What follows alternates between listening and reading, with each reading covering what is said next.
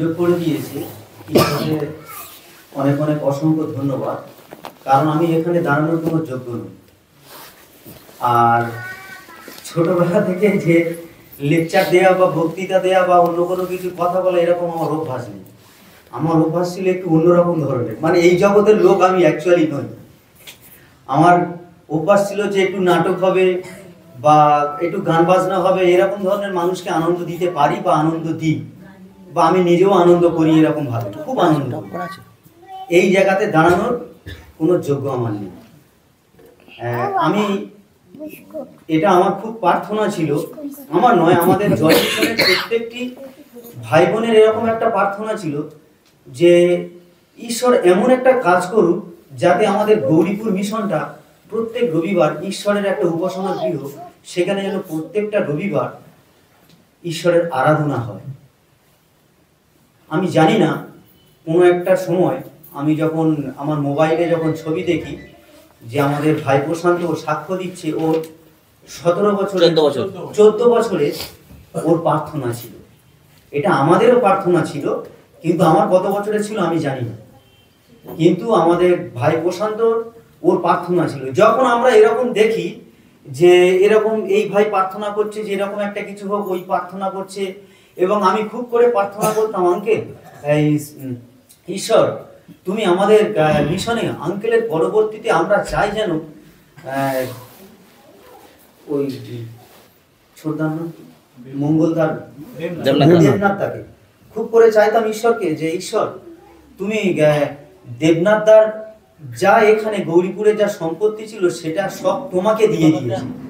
আমরা চাই যে ও তোমার সন্তান যখন ও গৌরীপুরের মিশনে হয়ে ও কাজ করুক, তোমার রাজ্যের কাজ করুক। এটা ব্যক্তিগতভাবে এটা আমি চাইতাম ঈশ্বরের কাছে, যে যেন দেবনাথদা থাকুক, এবং দেবনাথদার যে স্বভাব, দেবনাথদার যে কথাবার্তা, এটা পার্সোনাল বলছি, এটা হয়তো অনেকে খারাপ ভাবতে পারে। মানে আঙ্কেল আমাদেরকে সবসময় বলে যে তোমাদের চরিত্র এমন হোক যেন তোমাদের চরিত্রের মধ্যে থেকে ঈশ্বরের প্রভু যিশুর চরিত্র যেন ফুটে ওঠে। আমি জানি না, আমি না হলে অন্তত বেশিরভাগ চরিত্র যেটা আমার মধ্যে নেই সেটা কিন্তু আমি দেবনাথদার মধ্যে কিন্তু ফুটে উঠতে দেখতাম, আমি পেতাম, এবং আমি প্রার্থনা করতাম। যাই হোক, সেটা আমরা সবসময় প্রার্থনা করলে যে আমাদের প্রার্থনার ঈশ্বর উত্তর দেবেন সবসময়, বা সেটা নয়। আমাদের ক্ষুদ্র মাতা, আমাদের ক্ষুদ্র পরিকল্পনা, ক্ষুদ্র চিন্তা, ঈশ্বর তিনি মহান ঈশ্বর, তার চিন্তাভাবনাও অনেক মহান। তো তিনি আমাদের প্রার্থনার কথা শুনেছেন, তিনি আমাদের প্রার্থনার উত্তর দিয়েছেন।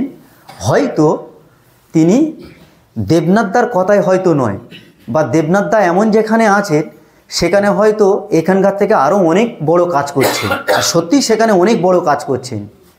কিন্তু ঈশ্বর আমাদের প্রার্থনার কথা শুনেছেন। আমি প্রত্যেককে বলবো একটুখানি সতেজ থাকতে।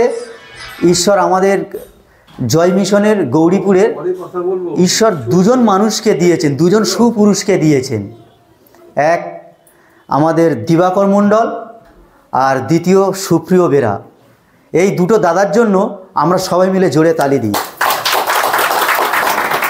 ঈশ্বর এই দুটো মানুষকে দিয়ে এমন সাহায্য করেছেন যে প্রত্যেকটা রবিবার ঈশ্বরের সেই আরাধনা গৃহ চালু থাকে, এবং তার গৌরব, স্তব, স্তুতি, আরাধনা, প্রশংসা ঈশ্বরের যতটুকু যোগ্য পাওয়ার ততটুকু সেটা হয় আর কি।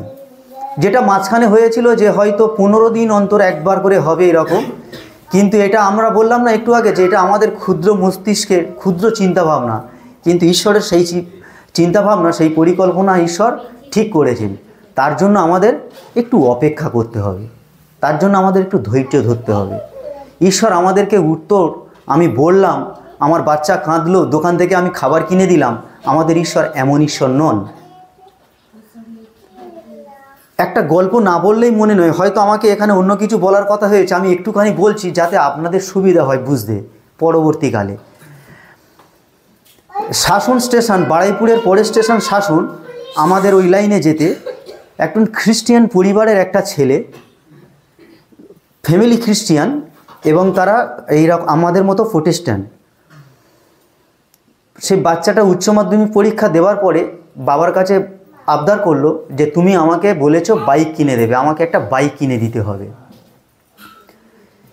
সেই বাইকটা মানে খুব মূল্যবান বাইক, সেই বাইকটা প্রায় 13 থেকে 14 লাখ টাকা দাম, মানে শুরু হয় এরকম অবস্থা থেকে ওই বাইকগুলো।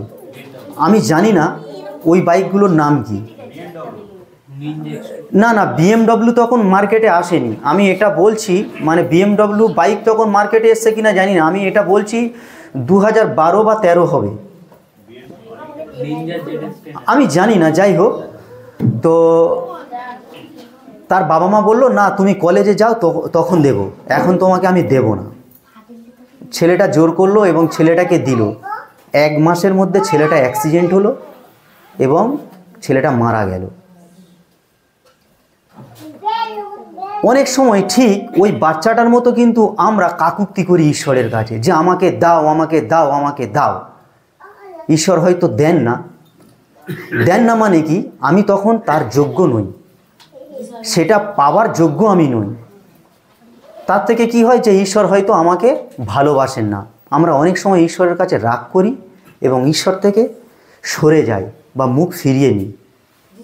আমি বলবো না, আমাদের অনেক ভাই হয়তো এরকম ঈশ্বরের কাছে থেকে মুখ আমরা ফিরিয়ে নিয়েছি। ঈশ্বর আমাদেরকে সঠিকভাবে তৈরি না করলে উনি কখনো কোনো জিনিস দেন না, কখনোই দেন না। তার জন্য আমাদেরকে অপেক্ষা করতে হয়। আর বিস্তারিত কথা বলবো না, আজকের আমরা মূল বাক্যে আসব।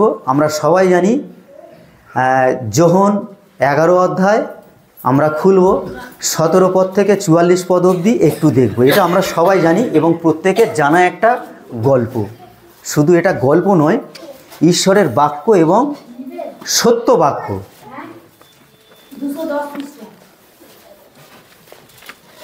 17 থেকে 44 পদ অবধি আমরা দেখব। আমরা একটা পদ করে শুনিতে পাইলেন লাসার তখন 4 দিন কবরে আছেন। আমরা যখন এটা পড়ি তখন আমরা জানি যে যিশু লাসারকে কত না ভালোবাসতেন, তাই না? নিজের ভাইয়ের মতো ভালোবাসতেন, নিজের প্রাণের থেকে বেশি ভালোবাসতেন। যিশু যখন ওখানে ছিলেন না, যখন যিশুর কাছে খবর গেল যে লাসার মারা গেছেন, তাহলে তখন কি হলো না, যিশু লেখা আছে যে আত্মাতে তিনি কেঁদে উঠেছেন, যিশু কষ্ট পেয়েছেন। আজকে চিন্তা করে দেখুন তো, যদি আজকের আমাদের কোনো কিছু যদি অসুবিধা হয় বা কোনো কিছু সমস্যার মধ্যে পড়ি, তাহলে সর্বপ্রথম কষ্ট কে পায়? সর্বপ্রথম কিন্তু আমাদের ঈশ্বর কষ্ট পান। আর আমাদের এত কথা আছে, এত কথা আছে মনে, বলার কথা না, ওহ যিশু তোমার জন্য আমি এটা করতে পারলাম না, কিন্তু মানে কেন এটা হবে, কেন করব না, কত কথা আমরা যিশুর বিরুদ্ধে, কত কথা, তাই না? এটা 2000 বছর আগের কথা হচ্ছে। আমি যে বাক্যটা আপনাদের কাছে বলছি যোহন লিখিত সুসমাচার থেকে, এটা সত্য বাক্য এবং এটা 2000 বছর আগের কথা। আজকের আপনার আমার মধ্যে 2000 বছর পর, এই 2025-এ দাঁড়িয়ে আপনার আমার মধ্যে ঈশ্বর কি সেই কাজ করেন? আমরা কি বিশ্বাস করি? বিশ্বাস করি কি? তাহলে আমরা এখান থেকে কেন এত অজুহাত আমরা দিই? আমাদের প্রচুর হাত আছে, আমরা কিন্তু কেন অজুহাত দিই এত? যিশু এখানে দেখলো, কিন্তু আজকের যিশু আমাদের মধ্যেও কাজ করে। তাই আমাদের শুধু এই জীবনেও যে প্রত্যাশা তা নয়, কিন্তু আমাদের শুধু এই জীবনে প্রত্যাশা আছে বা কিছু তা নয়। আমরা দেখব 1 করিন্থীয় 15 অধ্যায় 19 পদে কি বলছে। খ্রিস্টে প্রত্যাশা করিয়া থাকি, তবে আমরা সকল মনুষ্যের মধ্যে অধিক দুর্ভাগা। সত্যি আমরা অধিক দুর্ভাগা। আমরা মনে করি যে আমাদের সঙ্গে সঙ্গে কাজ হবে বা যতটুকু যাই হবে, বা আমরা হয়তো এই জীবনেই শুরু করলাম।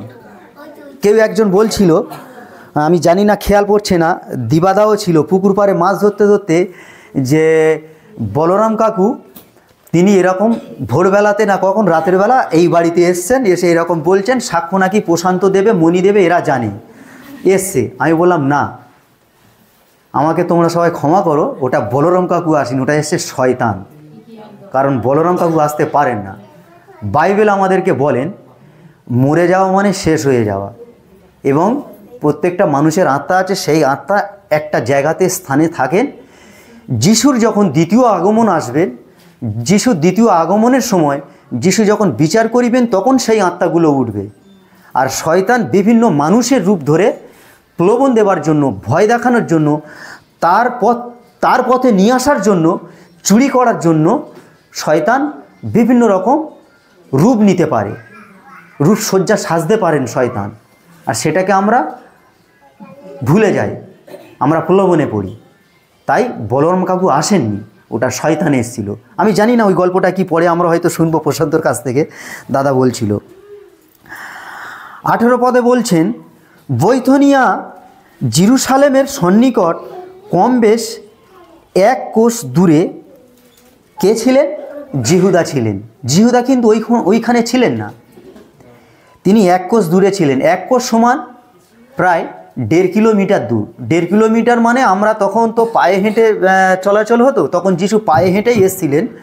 তো তখন প্রায় আধা ঘন্টা বা 40 মিনিট এরকম হবে, মানে 1 কোষ পথ এরকম লাগে আর কি, তিনি এসেছিলেন।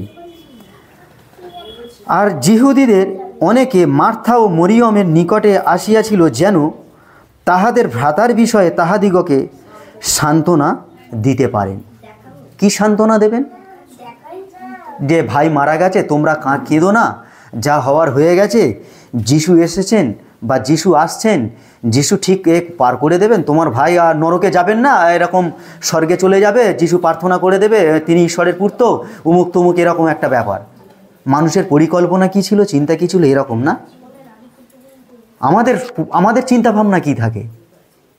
আমাদের কিন্তু সেই জনতার মতো এরকমই চিন্তা ভাবনা থাকে। আমরা গভীরভাবে চিন্তায় মগ্ন হতে পারি না, গভীর চিন্তায় আমরা চিন্তিত হতে পারি না।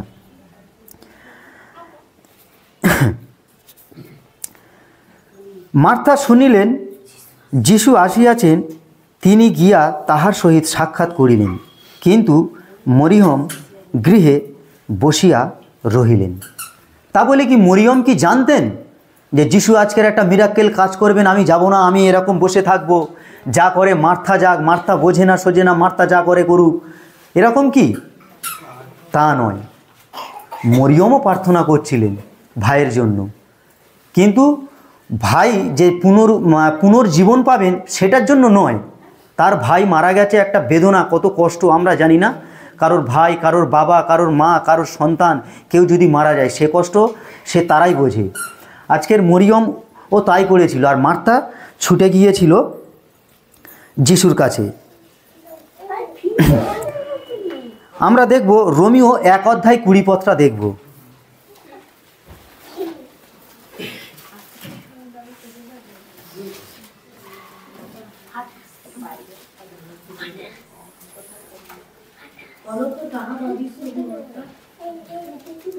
হ্যাঁ, তাহার অদৃশ্য গুণ অর্থাৎ তাহার অনন্ত পরাক্রম ও ঈশ্বরত্ব জগতের সৃষ্টি দ্বারা অবধি তাহার বিবিধ কার্যে বোধগম্য হইয়া দৃষ্ট হইতেছে, এই জন্য তাহাদের উত্তর দেবার পথ নাই। উত্তর দেবার পদ নাই। এইবারে ঈশ্বর তার প্রকাশ্য মিরাক্কেল কাজ করবে, আমরা দেখব। তো মার্থা যিশুকে কহিলেন, প্রভু, আপনি যদি এখানে থাকিতেন, আমার ভাই কিন্তু মরিত না, আমার ভাই মরতো না, যদি আপনি এখানে থাকতেন। প্রভু, আপনি 22 পদে, আর এখনও আমি জানি আপনি ঈশ্বরের কাছে যা কিছু যাচনা করিবেন তাহা ঈশ্বর আপনাকে দেবেন। আমি জানি আপনি ঈশ্বরের কাছে যা চাইবেন ঈশ্বর কিন্তু তাই দেবেন। যিশু তাহাকে কহিলেন, তোমার ভাই আবার উঠিবে। মার্থা কহিলেন, আমি জানি শেষ দিনে পুনরুত্থানে সে উঠিবে। কারণ আমাদের চিন্তাভাবনা সবসময় ছোট ছোট, আমাদের চিন্তাভাবনা সবসময় ছোট ছোট। আমরা ঈশ্বরের কাছে অনেক বড় আশা করতে পারি না, ঈশ্বরের কাছে অনেক বড় কোনো চিন্তাই করতে পারি না যে ঈশ্বর কি কাজ করতে পারেন। ঈশ্বর কি কাজ করতে পারেন সেগুলো আমরা চিন্তাই করতে পারি না। আমরা 2 করিন্থীয় 5 অধ্যায় 1 থেকে 10 পদ পড়ি। একজন খুলব 1 করিন্থীয় 15 অধ্যায় 50 থেকে 58 পদ পড়ব। 2 করিন্থীয় 5:1 পড়ছি। কারণ আমরা জানি যদি আমাদের এই তাম্বুরূপ পার্থিব বাটি ভাঙিয়া যায়, তবে ঈশ্বর দত্ত এক গাঁথনি আমাদের আছে, সেই বাটি অহস্ত নির্মিত, অনন্তকাল স্থায়ী ও স্বর্গে স্থিত। কারণ বাস্তবিক আমরা এই তাম্বুর মধ্যে থাকিয়া আত্মস্থ করিতেছি, ইহার পরে স্বর্গ হইতে প্রাপ্য আবাস পরিহিত হইবার আকাঙ্ক্ষা করিতেছি। পরিহিত হইলে পর আমরা তো উলঙ্গ থাকিব না, আর বাস্তবিক এই তাম্বুতে থাকিয়া আমরা ভারাক্রান্ত হওয়াতে আত্মস্থ করিতেছি। কেন আমরা পরিচ্ছদবিহীন হইতে বাঞ্ছা করি না, কিন্তু ইহার উপরে পরিহিত হইতে বাঞ্ছা করি, যেন যাহা মর্ত তাহা জীবনের দ্বারা কবলিত হয়। আর যিনি আমাদিগকে ইহারই নিমিত্ত প্রস্তুত করিয়াছেন তিনি ঈশ্বর, তিনি আমাদিগকে আত্মা বায়না দিয়াছেন। অতএব আমরা সর্বদা সাহস করিতেছি, আর জানি যতদিন এই দেহে নিবাস করিতেছি ততদিন প্রভু হইতে দূরে প্রবাস করিতেছি। কেননা আমরা বিশ্বাস দ্বারা চলি, বাহ্য দৃশ্য দ্বারা নয়। আমরা সাহস করিতেছি এবং দেহ হইতে দূরে প্রবাস ও প্রভুর কাছে নিবাস করা অধিক বাঞ্ছনীয় জ্ঞান করিতেছি। আর এই কারণ আমরা লক্ষ্য রাখিতেছি, নিবাসে থাকি কিংবা প্রবাসী হই, যেন তাহারই প্রীতির পাত্র হই। কারণ আমাদের সকলকেই খ্রিস্টের বিচারসনের সম্মুখে প্রত্যক্ষ হইতে হইবে, যেন সৎকার্য হোক কি অসৎকার্য হোক, প্রত্যেক জন আপনার কৃত কার্য অনুসারে দেহ দ্বারা উপার্জিত ফল পায়। আমিন। আমেন। আমরা 1 করিন্থীয় 15 অধ্যায় 50 থেকে 58 পদ একটু পড়ব। আমি এই বলি, ভাতৃগণ, রক্তে মাংস ঈশ্বরের রাজ্যে অধিকারী হইতে পারে না, এবং ক্ষয় অক্ষয় তার অধিকারী হয় না। দেখো, আমি তোমাদিগকে এক নির্দৃঢ় তথ্য বলি, আমরা সকলে নিদ্রাবৃত হইব না, কিন্তু সকলে রূপান্তরিত হইব। এক মুহূর্তের মধ্যে চক্ষুর পলকে শেষ তুড়ি ধরিতে হইব। কেননা তুড়ি বাজিবে, তাহাতে মৃতরা অক্ষয় হইয়া উত্থাপিত হইবে, এবং আমরা রূপান্তরিত হইব। কারণ এই অক্ষয়তে অক্ষয়তা পরিধান করিতে হইবে, এবং এই মর্তকে অমরতা পরিধান করিতে হইবে। আর এই ক্ষণনীয় যখন অক্ষয়তা পরিতে হইবে এবং ওই মর্ত যখন অমরতা পরিতে হইবে, তখন এই যে কথা লিখিত আছে তাহা সফল হইবে। মৃত্যু জয়ে কবলিত হইবে। মৃত্যু তোমার জয় কোথায়? মৃত্যু তোমার ভুল কোথায়? মৃত্যুর ভুল পাপ ও পাপের ফল ব্যবস্থা। কিন্তু ঈশ্বরের ধন্যবাদ হোক, তিনি আমার প্রভু যীশু খ্রিস্ট দ্বারা আমাদের জয় প্রদান করেন। অতএব হে আমার প্রিয় ভাতৃগণ, সুস্থির হও, নিশ্চল হও, প্রভুর কাছে সর্বদা উপচিয়া পড়ো। কেননা তোমরা জানো না যে তোমাদের পরিশ্রম নিষ্ফল নয়। আমিন। 25 পদে বলছেন, যিশু তাহাকে কহিলেন, আমি পুনরুত্থান ও জীবন, যে আমাতে বিশ্বাস করে সে মরিলেও জীবিত থাকিবে। আমরা এই পদগুলো দেখলাম না? আর যে কেহ জীবিত আছে সে আমাতে বিশ্বাস করে সে কখনো মরিবে না, ইহা কি বিশ্বাস করো? তিনি কহিলেন, হ্যাঁ প্রভু, আমি বিশ্বাস করিয়াছি যে জগতে যাহার আগমন হইবে আপনি সেই খ্রিস্ট ঈশ্বরের পুত্র। ইহা বলিয়া তিনি চলিয়া গেলেন। আর আপন ভগিনী মরিয়মকে গোপনে ডাকিয়া কহিলেন, গুরু উপস্থিত তোমাকে ডাকিয়াছেন। তিনি ইহা শুনিয়া শীঘ্র আসিয়া তাহার নিকটে গেলেন। যিশু তখনও গ্রামের মধ্যে প্রবেশ করেন নাই। সেখানে মার্তা তাহার সহিত সাক্ষাৎ করিয়াছিলেন, সেই স্থানে ছিলেন। তখন সে যিহুদিরা মরিয়মের সঙ্গে গৃহমধ্যে ছিল ও তাহাকে সান্ত্বনা করিতেছিল। তাহারা তাহাকে শীঘ্রই উঠিয়া বাহিরে যাইতে দেখিয়া তাহার পশ্চাৎ পশ্চাৎ চলিল, মনে করিল তিনি কবরের নিকটে রোদন করিয়া যাইতেছেন। আজকের আমাদের ঈশ্বর আবেগের ঈশ্বর নন, ঈশ্বর তিনি হয়তো অন্তরে কাঁদেন, কিন্তু তারা ভাবছেন যে ঈশ্বর কবরের কাছে গিয়ে, সে তো মারা গেছে, হয়তো ঈশ্বর তাকে একটা কিছু করে দেবেন, তাই ঈশ্বর কবরের কাছে গিয়ে হয়তো একটু দুঃখ প্রকাশ করবেন, কাঁদবেন, এরকম তাদের চিন্তা ভাবনা। কিন্তু আমি বলবো না যে তাদের চিন্তা ভাবনা, কারণ আজকের ঈশ্বরের বাক্য আমাদের জীবনে কাজ করে এরকম আমাদের চিন্তা ভাবনা।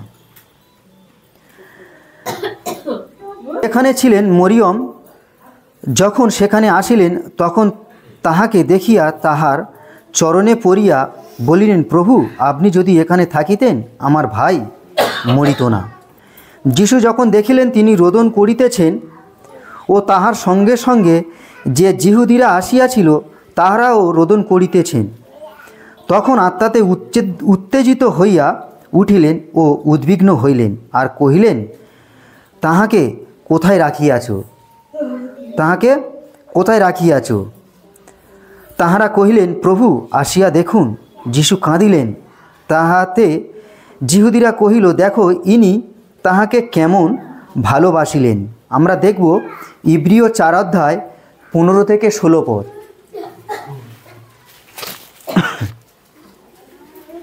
কেননা আমরা এমন মহাযাজককে পাই নাই, যিনি আমাদের দুর্বলতা ঘটিত দুঃখে দুঃখিত হইতে পারেন না, কিন্তু তিনি সর্ববিষয়ে আমাদের ন্যায় পরীক্ষিত হইয়াছে বিনা পাপে। অতএব আইসো, আমরা সাহসপূর্বক অনুগ্রহ সিংহাসনের নিকটে উপস্থিত হই, যেন দয়া লাভ করি এবং সময়ের উপযোগী উপকারার্থে অনুগ্রহ প্রাপ্ত হই। আমরা সেই সময়ের উপযুক্ত সময়টা আমরা ধরতে পারি না। আমরা উপযুক্ত সময়ের আগে যেন আমরা চাই, মানে পরীক্ষা না দিয়ে পরীক্ষার রেজাল্ট খোঁজার চেষ্টা করি আমরা। 36 পদে তাহাকে যিহুদিরা কহিল, দেখো ইনি তাহাকে কেমন ভালোবাসিতেন। কিন্তু তাহাদের কেহ কেহ বলিল, এই যে ব্যক্তি অন্ধের চক্ষু খুলিয়া দিয়াছেন, ইনি কি ইহার মৃত্যুও নিবারণ করিতে পারিতেন না? তাহাতে যিশু পুনর্বার অন্তরে উত্তেজিত হইয়া কবরের নিকটে আসিলেন। সেই কবর একটা গহ্বর এবং তাহার উপরে একখানা পাথর ছিল। যিশু কহিলেন, তোমরা পাথরখানা সরাইয়া ফেলো।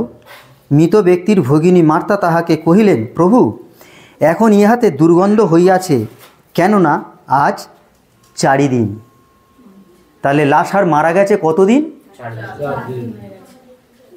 তাহলে 4 দিন যদি মানুষ মারা যায় তাহলে কি হয়? সেই বডিটা কি হয়? পচে যায় না? পচে যায়, গন্ধ বেরোয়, হয়তো থাকাই যায় না। আমরা যখন দেখি পোস্টমর্টম করে সেই মরাকে, তারপরে যদি সুসাইড করে এরকম,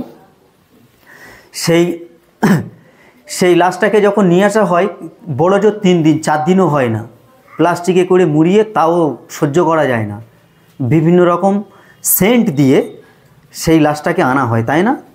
তাহলে সেটা 4 দিন হয়ে গেছে, কী রকম অবস্থাতে সে রয়েছে।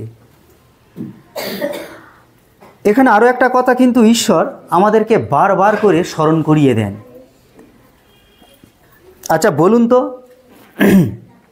যিশু এখানে কি বললেন? যিশু বললেন, তোমরা পাথরখানা সরাইয়া ফেলো। এই কথাটা লেখা আছে না? যিশু তার আগে অলৌকিক কাজ অনেক কিছু করেছেন না? অন্ধকে চক্ষু দিয়েছে, এই তো একটু আগেই আমরা পড়লাম না? খোঁড়াকে তিনি সুস্থতা দান করেছেন, তিনি বহু তার অলৌকিক কাজ করেছেন। জলের উপর দিয়ে হাঁটা বলাতে শেষ হবে না কখনো। তাহলে ঈশ্বর কি পারতেন না সেই পাথরখানা সরিয়ে দিতে? মুখের কথা, পাথরখানা সরে যাও, লাসা তুমি বেরিয়ে এসো, ও আমার সবথেকে প্রিয় বন্ধু, ভালোবাসি ওকে, তুমি বেরিয়ে এসো। ঈশ্বর এরকম বললে কি পারতেন না? পাথর সরে যেতে পারতো তো, ঠিক কি না? যিশু এখানে পাথরখানা সরাতে বলেননি। এর থেকে আরও একটিবার আমাদেরকেও শিক্ষা দেয় যিশু তার বাক্য থেকে। কারণ আমাদের এই হৃদয়টা কতটুকু হৃদয়, কতটুকু? খুব বেশি হলে এই রকম হবে তো। এই আমাদের হৃদয়টা আমরা এক মুহূর্তের জন্য মনে করি এটা আমাদের একটা কবর, আর আমাদের এই হৃদয়ের মধ্যে সেই পাথরখানা কিন্তু চাপানো আছে। চলো, আজকের প্রশান্ত 25খানা মিষ্টি খেয়েছে, দীপকদার সাথে আমি রাগ করে একটি কথা বলবো না, কারণ আমার পাথরটা এসে গেল হৃদয়ে। ওকে 25টা দিয়েছে, আমাকে কেন দেয়নি? কেন দেয়নি? আমাকে ক্ষমা করো। এরকম বিভিন্ন রকম ছোটোখাটো এরকম প্রশ্ন আমাদের মধ্যে প্রচুর রয়েছে, প্রচুর ভাই বোনেদের মধ্যে। আরে আমরা প্রভুতে চলছি, দেখতে হবে আমরা কেমনভাবে চলব। আমাদের উদ্দেশ্য কি? আমাদের প্রভু এক, আমাদের পিতা এক। বলছে তিনি আমাদের মস্তক, আমরা তার শাখা পোশাখা, অঙ্গ প্রত্যঙ্গ। আমি বলতে পারি না, যাই হোক আটকে যায়। তো সুতরাং এগুলো রয়েছে। তাহলে আমাদের মধ্যে কিসের এত ভেদাভেদ? আমাদের মধ্যে কোনো জাতির ভেদাভেদ নেই, কোনো বর্ণ নেই, কোনো রং নেই, কিচ্ছু নেই। আজকের বিদেশি লোক, সেও আমাকে ভাই বলে, সেও আমাকে সম্মান করে, আমিও তাকে সম্মান করি ভাই বলে। তাহলে আমাদের মধ্যে সাদা কালো, উঁচু নিচু খাটো এরকম কেউ নেই। কিন্তু আমাদের এই ছোট্ট হৃদয়ের, ছোট্ট হৃদয়ের মধ্যে অনেক বড় পাথর রাখা আছে। আর যিশু কি করলেন? যিশু বললেন যে পাথরখানা তোমরা সরাও। পাথরখানা যিশু সরাতে বললেন। কেননা আমরা কি করব? কি দেখব? যে যিশু পাথরখানা সরাতে বললেন, পাথরখানা সরালেই তবে কি হবে? যিশুর অলৌকিক কাজ। আর যিশুর অলৌকিক কাজ যখনই হবে, যখনই আমরা আমাদের হৃদয় থেকে সেই পাথরখানা সরাবো। ঠিক বলছি তো নাকি? আমরা আমাদের হৃদয় থেকে যখনই সেই পাথরখানা সরাবো, ঈশ্বর তখনই তার মিরাক্কেল কাজ করবেন। আজকের আমরা প্রার্থনা করছি, কেউ 2 বছর, 4 বছর, 6 বছর, কেউ বা হয়তো কিছু মাসের জন্য আমরা উত্তর পাচ্ছি না। না বন্ধু, আমাদের প্রত্যেকের হৃদয়ে সেই বড় প্রকাণ্ড পাথর চাপানো আছে। তাই আমরা ঈশ্বরের সেই আশ্চর্য যে কাজ, সেই কাজ আমরা দেখতে পাচ্ছি না।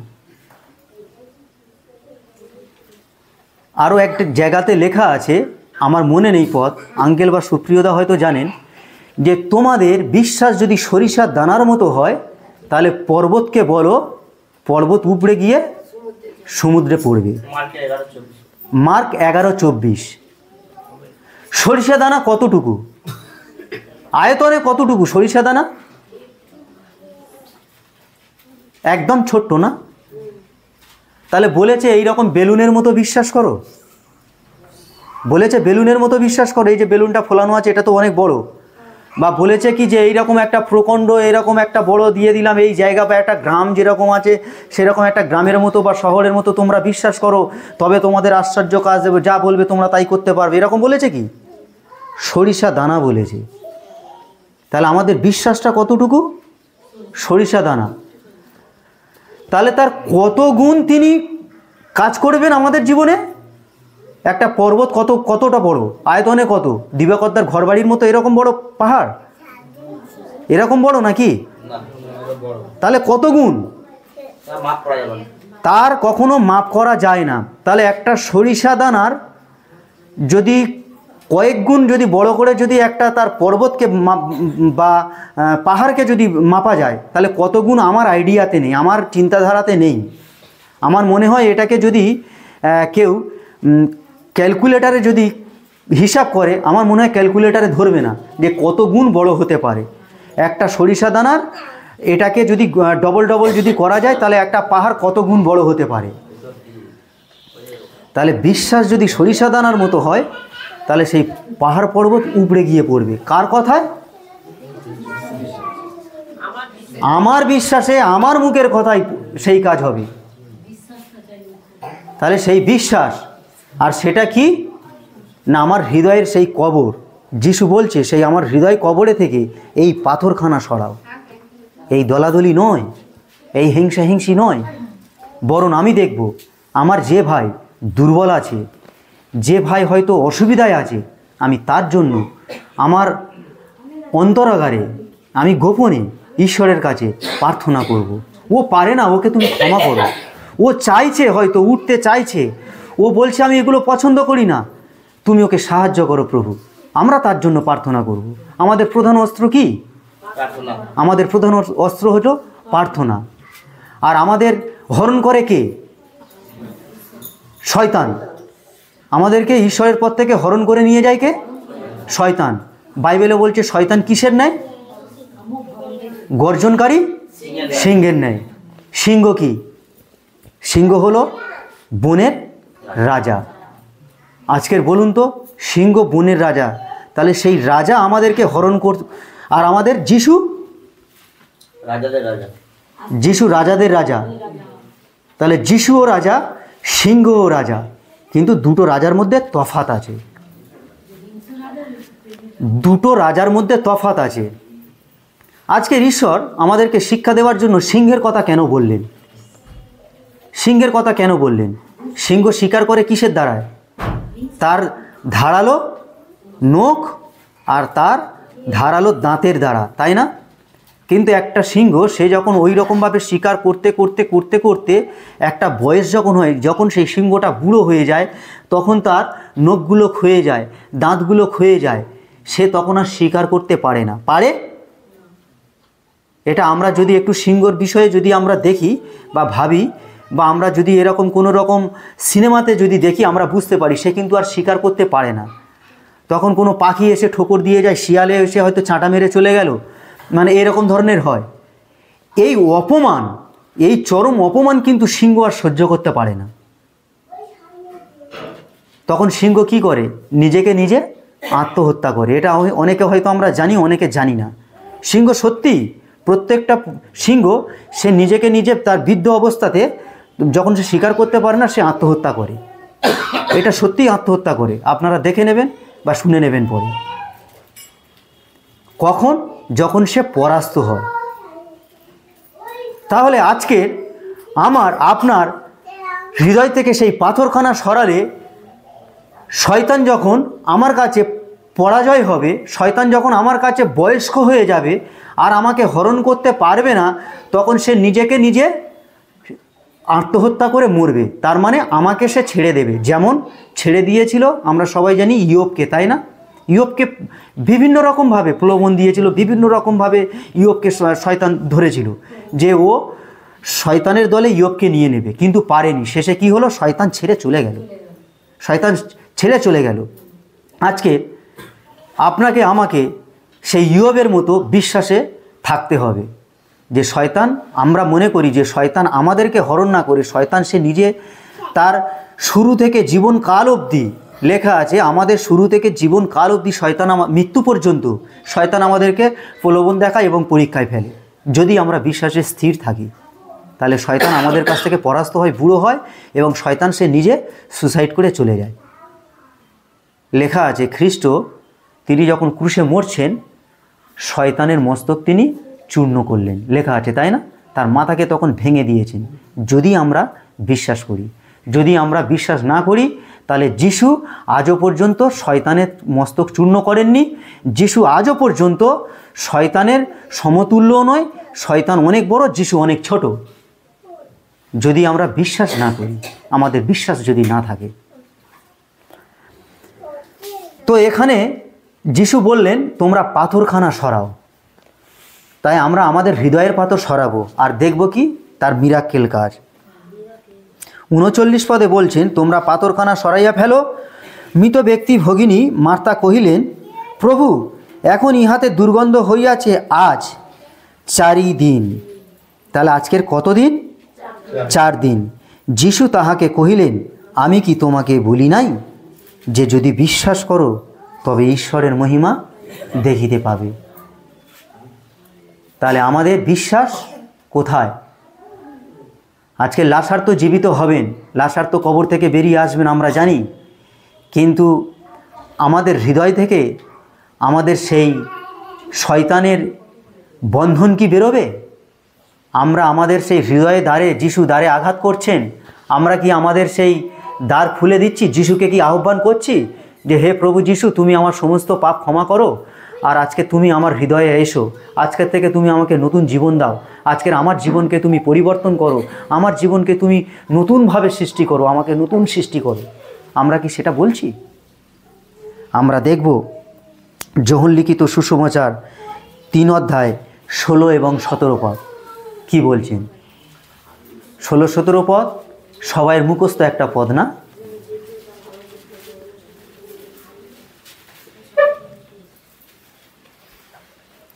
দাদা, কারণ ঈশ্বর জগৎকে এমন প্রেম করিলেন যে আপনার একজাত পুত্রকে দান করিলেন, যেন যে কেহ তাহাতে বিশ্বাস করে সে বিনষ্ট না হোক, কিন্তু অনন্ত জীবন পায়। কেননা ঈশ্বর জগতের বিচার করিতে পুত্রকে জগতে প্রেরণ করেন নাই, কিন্তু জগৎ যেন তাহার দ্বারা পরিত্রাণ পায়। আমেন। আমেন।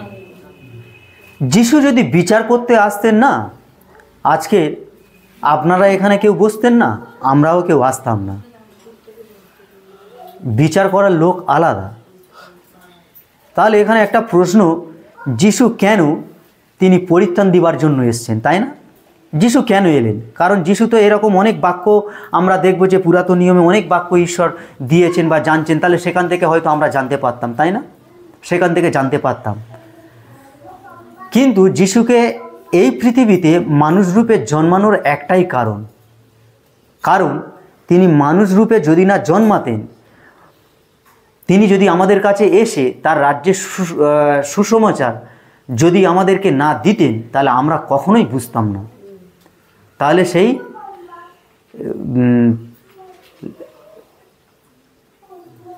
লাসার আর ওই ধনী ব্যক্তির মতো হতো না, যে কি করব, তিনি সেই লাসার তার গায়ে সমস্ত ঘা ছিল, পুরাতন নিয়মে লেখা আছে, আর এই নূতন নিয়মে লেখা আছে। আর ধনী ব্যক্তি কি করছেন, তিনি সিংহাসনে বসে ভালো মন্দ সমস্ত আয়েসে জীবনযাপন করছেন, আর সে খেয়ে তার উচ্ছিষ্ট জিনিস যেমন মাংসের হাড়, মাছের কাঁটা এইরকম খাবার পরে ফেলে দিত, আর সেইটুকু একটু চেটে পুচে খেয়ে সেই ভিখারি তার ক্ষুধা নিবারণ করত আর বেঁচে থাকতো। একটা সময় ভিখারি মারা গেল এবং সেই ধনী ব্যক্তি মারা গেল। তারপরে দেখা গেল কি না, সেই ভিখারি পিতা অব্রাহামের কোলে বসে আছেন, আর ধনী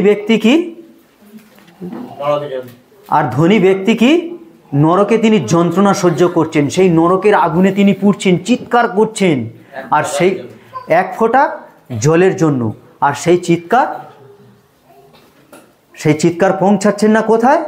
অব্রাহামের কোলে যে ভিখারি বসেছিলেন, পৌঁছাচ্ছে না সেখানে তার আওয়াজ। আর সে যখন ওখানে দেখলো, তখন বলছে, পিতা আপনি সেই অব্রাহাম আপনি ওই এক ফোঁটা করে আঙুলটা ডুবিয়ে এক ফোঁটা জল আমাকে আমার জিভে দাও, আমি তৃষ্ণা নিবারণ করি। কেন? এর যন্ত্রণা আমি সহ্য করতে পারছি না। তখন বাইবেলে লেখা আছে যে ওইখান থেকে কেউ এখানে আসতে পারে না, আর এখান থেকে কেউ ওখানে যেতে পারে না। তাই বললেন, আমার ভাইয়েরাও ওখানে আছে, যেন কেউ গিয়ে ওখানে ওই ভিখারিকে ওখানে পাঠান, যেন গিয়ে ওখানে সুসমাচার দেয়, আমার ভাইয়েরা যেন পরিবর্তন হয়, তারা মন ফেরায়। কিন্তু বললো না, ওখানে মন ফেরানোর জন্য লোকও আছে, বাক্যও আছে, যেমন তুমি শুনেছিলে, তুমি পরিবর্তিত হওনি। আজকের আমাদের জীবনে আমরাও হয়তো এখানে অনেক ঈশ্বরের বাক্য শুনছি, অনেক ঈশ্বরের বাক্য জানছি, কিন্তু আমরা পরিবর্তন নেই আমাদের জীবনে। আমি হতে পারি অনেক বড় প্রচারক, কিন্তু আমার কথাতে আমার ভাইয়েরা দুঃখ পায়। আমি হতে পারি খুব ভালো গান করি, স্টেজে উঠে খুব ভালো গান করছি, খুব ভালো নাটক করছি, আমাকে অনেকে হয়তো কালীগুন্ডাও বলতে পারে, তাই না?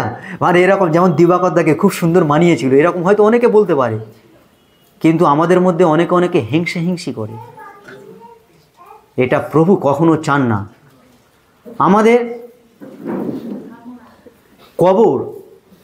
আমাদের কবরের যে পাথর আছে, সেই আমাদের পাথর আমাদেরকেই সরাতে হবে। আমাদের যে পাথর আমাদেরকেই সরাতে হবে।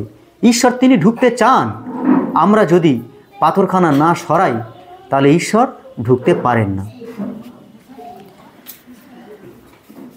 41 পরে যিশু উপরের দিকে চক্ষু তুলিয়া কহিলেন, পিতো, তোমার ধন্যবাদ করি যে তুমি আমার কথা শুনিয়াছ, আর আমি জানিতাম তুমি সর্বদা আমার কথা শুনিয়া থাকো। কিন্তু এই যে সকল লোক চারিদিকে দাঁড়াইয়া আছে, ইহাদের নিমিত্ত এই কথা কহিলাম, যেন ইহারা বিশ্বাস করে যে তুমি আমাকে প্রেরণ করিয়াছ। তাহলে ঈশ্বরের আজকে দেখব ঈশ্বর এর আগে অনেক রকম অনেক মিরাক্কেল কাজ করেছেন, না অনেক অলৌকিক কাজ করেছেন, কিন্তু মৃতকে যে জীবন দেয়াটা এটা এই প্রথম। কারণ এক বালিকাকে তিনি জীবন দিয়েছেন, না সেই বালিকাকে জীবন দেবার আগের এই ঘটনা লাসারের, তো এই প্রথম। তাই যিশু নিজে ঈশ্বরের কাছে প্রার্থনা করে চাইছেন। আর আজকের আমরা এমন বড় পণ্ডিত হয়ে গেছি, আমরা ঈশ্বরের কাছে প্রার্থনা করতে ভুলে যাই, আমরা যিশুর কাছে প্রার্থনা করতে ভুলে যাই। যিশু নিজে ঈশ্বর হয়েও তিনি তবু তার পিতাকে সম্মান দিয়েছেন প্রথম। তার অলৌকিক কাজ কিন্তু সে তার নিজের কৃতিত্ব দেখানোর জন্য করেনি। আমি কিন্তু অনেক সময় বলি, এই আমি এটা করেছি ওটা করেছি, আমি ভালো রান্না করতে পারি, আমি ভালো রাজমিস্ত্রির কাজ করতে পারি, ভালো টালি বসাতে পারি, ভালো এই করতে পারি ওই করতে পারি, বিশাল কিছু বলতে পারি, তাই না? কিন্তু তা নয়। ঈশ্বর যদি আমাকে সাহায্য না করত তাহলে আজকের আমি এই কাজ করতে পারতাম না। ঈশ্বর যদি না সাহায্য করত আজকের প্রশান্ত ওই জায়গাতে বসতে পারতো না। আজকের প্রশান্ত তার জীবনে কখনো সে ফটো তোলেনি। আর আজকের আমাদের প্রত্যেকটা মিটিংয়ের ক্যামেরাম্যানকে প্রশান্ত। আজকের যারা এই ফটো তোলে তাদেরকে লক্ষ লক্ষ টাকার ক্যামেরা নিয়ে তাদেরকে ফটো তুলতে হয়, তাদের ট্রেনিং নিতে হয় বছরের পর বছর। আমি আঙ্কেলের ছেলের পিকুর সাথে যখন কথা হলো, আমি বললাম তোমাদের এগুলো কীরকম? বলছে, না দাদা আমার খুব একটু মুশকিলের মধ্যে আছি, তোমরাও প্রার্থনা করো। পিঙ্কিদির বিয়ের আগের কথা বলছি, তখন পিঙ্কিদি চাকরি করেন, তো বলছে আমার একটা ক্যামেরা লাগবে, মিনিমাম ক্যামেরাটা মানে খুব কম হলে ম্যাক্সিমাম এরকম 85,000 টাকা। আমি কী ক্যামেরা দাদা, 85,000 টাকা কী বলছো? বলছে না আমি যে কাজ করি না অন্তত এরকম লাগবে। আমার দিদি বলছে দিদি কিনে দেবে, কিন্তু আমি জানি তো দিদি দিতে পারবে না বা কতটা কষ্ট হবে। আর পিঙ্কিদি তখন 8 বা 9,000 টাকা এরকম মাইনে কাজ করতো। আর পিঙ্কিদি তখন সল্টলেকের শেষের দিকে ওই নলবনের দিকে, না ওটা আপনি গেছিলেন তো, আমরাও তো ওখান থেকে ওদের অফিস থেকে জিনিসপত্র সব নিয়ে এলাম মিশনের জন্য। নলবনের কাছাকাছি হবে, মানে সল্টলেকের শেষে ওইখানে পিঙ্কিদি চাকরি করতেন। আচ্ছা চিন্তা করুন তো, কোথায় বিষ্ণুপুর আর কোথায় নলবন, জানেন কত ঘন্টা লাগে গাড়িতে? 2 থেকে 3টে বাস চেঞ্জ করে যেতে হয়। পিঙ্কিদি ভোর 4টে সে চাকরিতে যাওয়ার জন্য ভোর 4টের সময় উঠতেন। এটা সাক্ষ্য, না বললে নয়, হয়তো কথা বলতে বলতে হয়তো অনেক কথা বেরিয়ে যায়। পিঙ্কিদি ভোর 4টের সময় উঠতে তিনি নিজের পার্সোনাল কাজ সেরে প্রথম স্থান দিতেন ঈশ্বরকে। আমার সাথে গল্প করতো যে বাসুদা আমি 1 ঘন্টা আমি বাইবেল পাঠ, প্রার্থনা এবং আমার স্টাডি যা কিছু করার 1 ঘন্টা করব, তারপর আমার নিজের জল খাবো, চা খাবো, যা কিছু করার করব, তারপর বাকি কাজ করব। আজকের দেখি কার দ্বারায় আমাদের জীবনযাপন এইরকম চলবে? পিঙ্কিদি পরিবর্তন হয়েছে কার দ্বারা? পিঙ্কিদি তার বাবার দ্বারায়, তার মার দ্বারায় নয়, ঈশ্বরের বাক্যের দ্বারায় পরিবর্তন হয়েছে। আজকের আঙ্কেল এখানে আমাদেরকে লেকচার দেন না, আমরা তার লেকচার শুনি, কেউ মনোযোগ দিয়ে শুনি, কেউ মনোযোগ দিয়ে শুনিও না। কিন্তু আঙ্কেলের লেকচার শুনে যে আমরা মন পরিবর্তন করছি তা নয়। আজকের এখানে হতে পারে 100 জন আছে, কিন্তু 100 জনের মধ্যে আমরা বিশ্বাসী হয়তো 80 জন আছি, কিন্তু সবাই যে মন পরিবর্তন করেছে তা নয়। একটু আগে আঙ্কেল বলছিল না হাত তুলো, আমরা সকালের মিটিংয়ে কে কে ছিলাম, আমরা অনেকে হাত তুলেছি, কিন্তু কার ভালো লেগেছে আর উত্তর দেওয়ার লোক নেই, তাই না? ঠিক এই রকম সর্বপ্রথম আমাদের ঈশ্বরকে প্রাধান্যতা দিতে হবে। নেই কি আমাদের ধন্যবাদ দেবার কিচ্ছু নেই? কিচ্ছু নেই ধন্যবাদ দেবার। আজকের হয়তো আমি আসতে পারতাম না, অন্য কাজে আটকে যেতাম, ঈশ্বর আমাকে এখানে আনতে সাহায্য করেছেন, ঈশ্বরকে ধন্যবাদ দিই। ঈশ্বর আমাকে বাঁচিয়ে রেখেছেন। আমি যেখানে যাই ওখানে প্রচুর টাকা দিয়ে অক্সিজেন দিতে হয় রুগীদেরকে সুস্থতা দান দেওয়ার জন্য। আমার বয়স এখন 41 বছর, আমার জন্ম থেকে এখনও পর্যন্ত আমার অক্সিজেন কিনে দিতে হয়নি, ঈশ্বরকে ধন্যবাদ দিই। আমি যে বেঁচে আছি, অক্সিজেন নিচ্ছি, একটা টাকাও কাউকে দিইনি। আমি তার জন্য ঈশ্বরকেও টাকা দিইনি, কিন্তু ঈশ্বর আমাকে বাঁচিয়ে রেখেছে। এক্ষুনি অসুস্থ হোক তো আপনাদের, যদি অক্সিজেনের প্রয়োজন হয় টাকা দিতে হবে না? দিতে হবে, তাই তো? তাহলে প্রথম আমাদের উত্তর দেবার কিচ্ছু নেই কি? ঈশ্বরকে ধন্যবাদ দেবার কিচ্ছু নেই? কিছু না বললে আমরা এরকমভাবেও তো ধন্যবাদ দিতে পারি ঈশ্বরকে, যে আমি মারা যেতাম, আমি নরকে যাচ্ছিলাম, প্রভু তুমি যদি এই পৃথিবীতে যদি না আসতে, তোমার যদি জন্ম না হতো, তুমি আমার জন্য যদি না বলি হতে, তাহলে এই বলিটা আমার হওয়ার আমি হতাম। আমি হয়েও যে আমি সেখানে যেতে পারতাম কিনা আমি জানি না। তুমি আমার জন্য মরেছো, তুমি আমার জন্য জীবন দিয়েছো, আমাকে ধন্যবাদ দেবার কিচ্ছু নেই।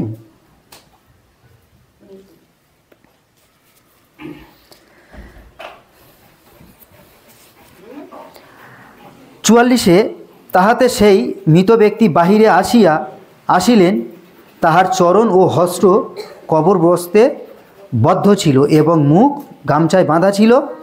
যিশু তাহাদিগকে কহিলেন, ইহাকে খুলিয়া দাও ও যাইতে দাও। তাহলে ঈশ্বর তার আশ্চর্যজনক কাজ করেননি? 4 দিনের মৃত সেই লাসারকে তিনি জীবিত দেননি? আমাদের ঈশ্বর কি মরা ঈশ্বর না জীবিত ঈশ্বর? আমাদের ঈশ্বর সবসময় কি জেগে থাকেন না ঘুমিয়ে থাকেন? ভোর 4টের সময় আমি ঘুমাই না জেগে থাকি? আমরা ঘুমাই না জেগে থাকি? ঈশ্বর ঘুমান, তাই তো? ঈশ্বরও ঘুমিয়ে থাকেন না? হ্যাঁ হ্যাঁ, সুপ্রিয়তার জন্য জোরে একটা তালি মারি। বলছে কি ঈশ্বরের, আমরা অনেক সময় একটু চোখ লেগে যায় এরকম ঝামটি মারি না? হ্যাঁ, এটা যে এক একটা জায়গার এক এক রকম ভাষা, আপনারা এখানে কি বলেন জানি না, আমরা তো ঝামটা বা ঝামটি এরকম বলি। হ্যাঁ, কি ঝুঁকি, যাই হোক, তো ঈশ্বরও কখনো এরকম ঝোঁকেন না, তাই না? ঈশ্বর সর্বক্ষণ কিন্তু সিসিটিভি ক্যামেরার মতো, কে কি করছে কিন্তু সব তিনি দেখতে পাচ্ছেন একদম। আমরা ঈশ্বরের কাছে গান করি, প্রার্থনা করি, বাইবেল পড়ি, আমরা ঈশ্বরের নাম, আমরা ঈশ্বরের দুর্নাম করি, আমরা ঈশ্বরকে অপমান করি, আমরা ঈশ্বরকে লজ্জিত করি, যাই করি না কেন ঈশ্বর সর্বক্ষণে আমাদেরকে সব দেখেন, সব কিছু তিনি দেখেন। আর তিনি আমাদেরকে, আমরা ভুল বা ঠিক করি না কেন, আমাদেরকে শাস্তি তো তিনি দেন না, কারণ আমরা অনুগ্রহের যুগে বাস করি। তিনি আমাদেরকে সবসময় ক্ষমা করেন। ঈশ্বর যেমন ক্ষমা করেছেন, ক্ষমা আছে, ক্ষমা চলছে, ক্ষমা চলবে। শুধু আমরা কি মানে ঈশ্বর কি চান? ঈশ্বর চান যেন আমরা সর্বক্ষণ তার স্তব, স্তুতি, আরাধনা করি, ঈশ্বরের প্রশংসা করি। ঈশ্বর কি দিয়েছেন আমরা যদি দেখি আদি পুস্তকে, যে ঈশ্বর তিনি আমাদেরকে সৃষ্টি করেননি, কিন্তু প্রথম কিন্তু তিনি আমাদেরকে সৃষ্টি করেননি। তিনি আকাশ বাতাস সৃষ্টি করেছেন। কেন? কারণ আমরা দিনের আলোতে যাতে চলতে পারি, দিনের আলোতে যাতে চলতে পারি, তার জন্য ঈশ্বর আগে সূর্যটাকে তৈরি করেছেন, পাখি তৈরি করেছেন। অপরূপ ঈশ্বর, অপরূপ পাখি না? আমরা চিড়িয়াখানাতে গেলে এখন নিত্য নতুন পাখি দেখতে পাই বা দেখতে পাবো। অপরূপ ঈশ্বরের কাজ। আমরা পরিকল্পনা, এই ক্ষুদ্র মাথাতে আমাদের পরিকল্পনা করা যাবে না। ঈশ্বর উদ্ভিদ সৃষ্টি করেছেন, শাক সবজি, ফলমূল, সমুদ্রের মধ্যে মাছ তৈরি করেছেন, জঙ্গলের মধ্যে উদ্ভিদ তৈরি করার পরে, জঙ্গল তৈরি করার পরে ঈশ্বর প্রাণী তৈরি করেছেন, জন্তু জানোয়ার তৈরি করেছেন। তখনও কিন্তু আমাদের তৈরি করেননি। কেন জানেন? পূর্বীয় পরিকল্পনা আছে। আমরা অনেক সময় বলি আমরা কি খাবো, কি পরবো, তা আমাদের জন্মের আগে ঈশ্বর সেইগুলো তৈরি করেছেন। আমাদের জন্মের আগে ঈশ্বর ওইগুলো তৈরি করেছেন। ওই গরুটা যদি না হয়, গরুর দুধটা, বাসু জন্ম হলে বাসু খেতে পারবে না। ওই মুরগিটা না তৈরি করলে বাসু মুরগিটা খেতে পারবে না, প্রশান্ত মুরগিটা ছাড়াতে পারবে না, তাই না? ওই গাছের ফলটা ও খেতে পারবে না। আমরা প্রত্যেকে জানি, এটা ডাক্তাররা বলে একটা মা যখন গর্ভবতী হয়, ঠিক বাচ্চা জন্ম দেবার 6 মাস আগে মার স্তনে দুধ চলে আসে। এটা আমরা প্রত্যেকটা মা জানি, তাই না? কারণ ওই বাচ্চার দুধ যাতে ঘাটতি না হয় তার জন্য এসব 6 মাস আগে থেকে তৈরি করেছে। আর আজকের আমরা কেন বলছি যে দিবাকরদার বাড়িতে এলে আমার এরকম এত টাকা লস হয়ে যাবে, কি খাবো পরের দিনে কিছু জানি না, তাই না? তাই আসুন আজকের থেকে আমরা আর কোনো অজুহাত যেন না দিই। আমরা প্রত্যেকটা অজুহাত জানেন, এটা আমাদের মধ্যে তিনি নেই ডেভিড আঙ্কেল এক প্রচারে শুনেছিলাম, যত অজুহাত আমরা দিই মানে প্রত্যেকটা অজুহাতে ঈশ্বরকে আমরা মিথ্যাবাদী করি, ঈশ্বরকে ঠকাই, ঈশ্বরকে অপমান করি। প্রত্যেকটা অজুহাত এইটার বোঝানোর বোধগম্য আমার নেই, আর এইটার বোঝার মতো ক্ষমতাও আমার নেই, কিন্তু আমি এটা শুনেছি, আমি চেষ্টা করি ওটা বোঝার, যে আমি একটা মিথ্যা কথা বললে ঈশ্বর কী করে অপমান হয়, বা একটা অজুহাত যদি দিই ঈশ্বরকে কি করে আমি অপমানিত করি, লজ্জিত কি করে করি, এইটা আমার বোঝার বাইরে, আমি চেষ্টা করছি। তাই সুতরাং আজকের থেকে আমরা এখানে যতজন আছি আমরা প্রতিজ্ঞা করব যে আমাদের এই ছোট্ট যে হৃদয় আছে, এই ছোট্ট হৃদয়ের সেই পাথরখানা সরিয়ে দিই। বিশ্বাসটা কতটুকু করি? সরিষা দানার মতো। ঈশ্বরের আশীর্বাদ কত বড় হবে?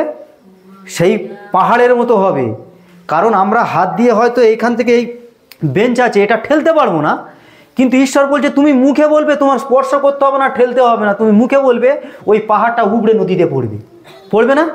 তার জন্য বিশ্বাস কতটুকু দরকার? সামান্য সর্ষে, যারা একটু চোখে দেখতে পায় না তারা সর্ষেটাও দেখতে পাবে না, সর্ষের এতটাই ছোট। তাই আমরা একসঙ্গে সবাই মিলে প্রতিজ্ঞাবদ্ধ হই, যেন আমরা বিশ্বাস করি প্রভু যিশুতে, আমরা সেই বিশ্বাস যেন থাকি, আমরা আমাদের লক্ষ্যে যেন পৌঁছাতে পারি। আসুন আমরা সবাই চোখ বন্ধ করি এবং ঈশ্বরের কাছে প্রার্থনা করি। স্বর্গের বাবা, তোমার মহানামে ধন্যবাদ করি প্রভু।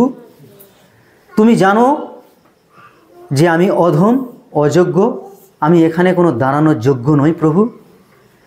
তুমি তোমার বাক্য থেকে আমাকে জানিয়েছিলে, তাই প্রভু তুমি তোমার সন্তানদের কাছে তোমার বাক্য জানতে তুমি সাহায্য করলে প্রভু, তোমাকে ধন্যবাদ করি।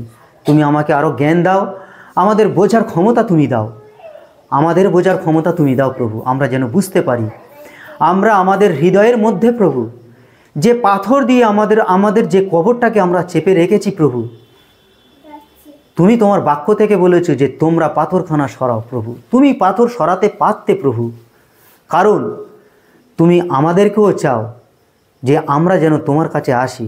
তাই আমাদের হৃদয়ের সেই পাথরকে যেন আমরা সরিয়ে আমরা যেন তোমার সেই অলৌকিক কাজ দেখতে পারি প্রভু। তুমি আমার মধ্যে সেই অলৌকিক কাজ করবে, তুমি আমাদের মধ্যে অলৌকিক কাজ করবে প্রভু। আমরা বিশ্বাস করি প্রভু, করজোড়ে তোমার কাছে প্রভু প্রার্থনা করি, আমরা বিশ্বাস করি আমাদের বহুদিনের প্রার্থনার উত্তর তুমি দিয়েছো প্রভু। তাই আমাদের দুটি যুবক দাদা হতে আজকের আমাদের গৌরীপুর মিশনে তোমার স্তব স্তুতি আরাধনা হচ্ছে। আমি কখনো ভাবিনি যে আজকের আমি এই গ্রামে আসব বা অন্যান্য কোনো গ্রামে যাব প্রভু, কারণ তোমার বিশ্বাসে চলতে সাহায্য করেছি, তোমার বিশ্বাসে পথ চলতে সাহায্য করেছি প্রভু। আজকের বিভিন্ন জায়গাতে তোমার ভাই বোনেদের, তোমার সন্তানদের, আমার ভাই বোনেদের যখন সাক্ষ্য দেয় তখন আমাদের কত ভালো লাগে, কারণ সেই সাক্ষ্যর মধ্যে থেকেও আরও একটি বার পথ চলতে আমার জীবনে আমাকে সাহায্য করে প্রভু।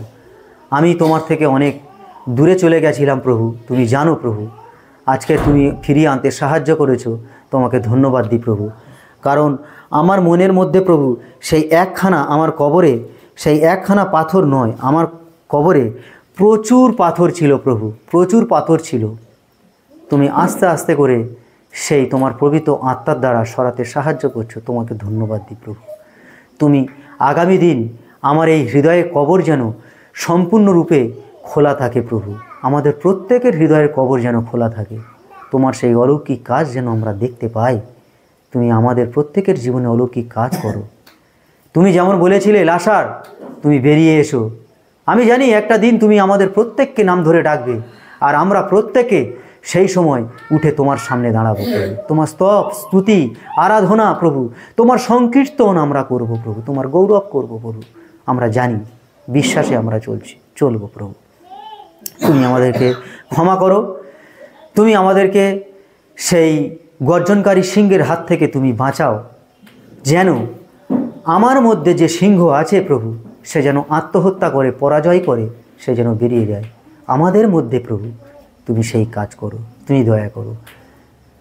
তুমি আশীর্বাদ করেছো প্রভু, এখানে মিটিং হতে সাহায্য করেছো, তোমাকে ধন্যবাদ করি। আমি অনেক ভাই বোন এখানে দেখছি যাদেরকে আমি চিনি না, প্রথমবার দেখছি প্রভু। আগামীকাল আমরা যাব সেই সুপ্রিয় বেরা দাদার বাড়িতে, সেখানেও অনেক নতুন নতুন ভাই বোনেদেরকে দেখব, সেখানেও তুমি আশীর্বাদ করো। আমরা জানি প্রভু তুমি অনেক আগে থেকে সেই ক্ষেত্র তৈরি করেছো এবং প্রস্তুত করছো, তাই তোমার হাতে এই সম্পূর্ণ দিনের ভার সমর্পণ করেছি প্রভু। তুমি আশীর্বাদ দান করো, তুমি দয়া করো, আমাদের প্রত্যেককে দয়া দান করো। রাখি সে বাড়িতে একা আছে, রাখিকেও তুমি আশীর্বাদ দান করো, তুমি দয়া করো, তার জীবনেও তুমি আশীর্বাদ বর্ষণ করো প্রভু। আমরা জানি রাখির জীবনেও তুমি প্রচুর আশীর্বাদ করেছো প্রভু। আমরা যখন কারো জীবন থেকে তার জীবনকে যখন দেখি যে সে কিছু কিছু বিষয়ে বদলে যাচ্ছে, তখন আমরা বুঝি এবং তোমাকে ধন্যবাদ দিই প্রভু। আমরা এখানে অনেকের জীবনে দেখেছি প্রভু। আমরা এখানে আমাদের দাদা আছে, মঙ্গলদার জীবন দেখেছি, হরিদার জীবন দেখেছি, দেববৌদির জীবন দেখেছি, আমরা প্রশান্তমণি, আমরা এরকম অনেকের জীবন দেখেছি যে জীবন আমাদের একটা ঝিমিয়ে ঝিমিয়ে চলছে, যে জীবনের আমাদের কখনো কোনো ইঞ্জিন ছিল না, বগি চলতে চলতে যেন থেমে যাচ্ছে প্রভু, আমরা ঘুমিয়ে পড়ছি মাঝ রাস্তায় প্রভু। আজকে তুমি সেই ইঞ্জিন স্বরূপ আমাদের আঙ্কেল দিবাকরদা এবং প্রভু সেই সুপ্রিয়দার মাধ্যমে প্রভু আবার আমাদের আত্মা থেকে উদ্দীপ্ত করতে সাহায্য করেছো প্রভু। আবার তুমি আমাদের তোমার নিকটে আসতে সাহায্য করেছো, তোমাকে ধন্যবাদ করি প্রভু। আমাদের হৃদয়ের মধ্যে সেই সমস্ত দূর করো, আমাদের মধ্যে সেই মনোমালিন্য সব কিছু দূর করো। এগুলো আমরা সবাই বিশ্বাস করি শয়তানের কাজ প্রভু। এই কবর তুমি আমাদেরকেই খুলতে হবে, তুমি আজ্ঞা দিয়েছো তোমার বাক্য থেকে যে আমরা আমাদের কবর যেন নিজেরাই সরাই প্রভু। বিশ্বাস করি আমরা আমাদের কবর সরিয়েছি, তুমি আমাদেরকে আশীর্বাদ করো, তুমি দয়া করো। এই প্রার্থনা প্রভু যিশু তোমার নামে চাই, আমেন। জয় যিশু প্রত্যেককে।